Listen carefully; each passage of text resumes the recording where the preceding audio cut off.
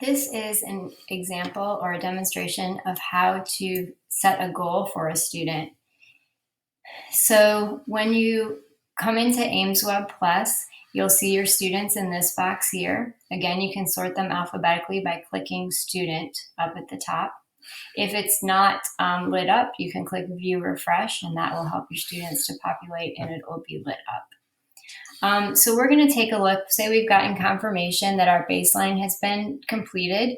So then the next step is to set a goal and write the plan in ECAT. So we're going to take a look for that baseline. So we want to look at student 806, say, for example, we want information on the baseline. So we click on I for information. We know we're here in the correct student, okay? And we look over at survey level assessments. That's really the area that we want to be sure we're always looking at. We can search, if there's a whole lot of measures in here, we can search for a certain measure and it will pull up only those measures. If I click ORF, it will only pull up ORF measures or only just certain grade levels, you can see.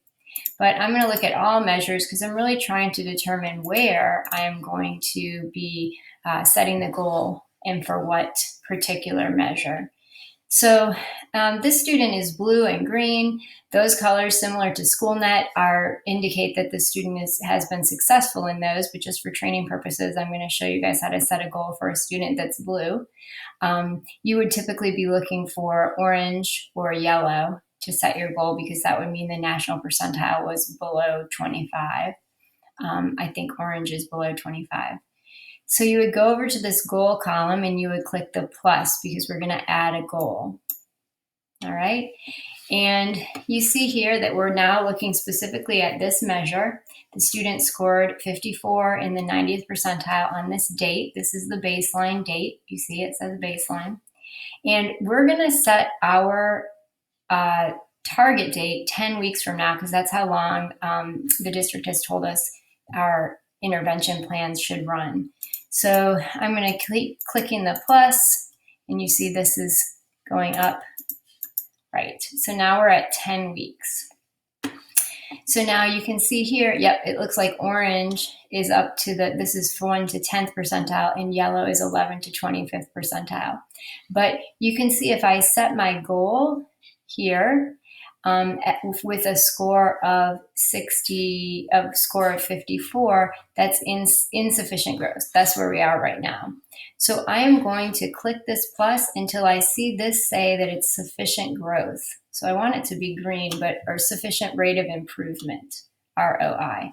So clicking it, clicking, there we have, closes the gap. So I'm going to say that's the first place that I want it to be, right?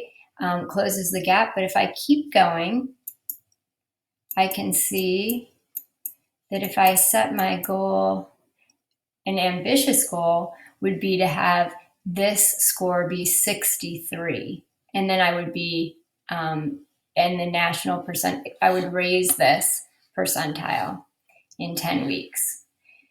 So that may be how I change my rate of improvement from 54 to 63. That would be an ambitious goal. If I want it to just be a closes the gap goal, I could go to right where it turns green, which would be 57.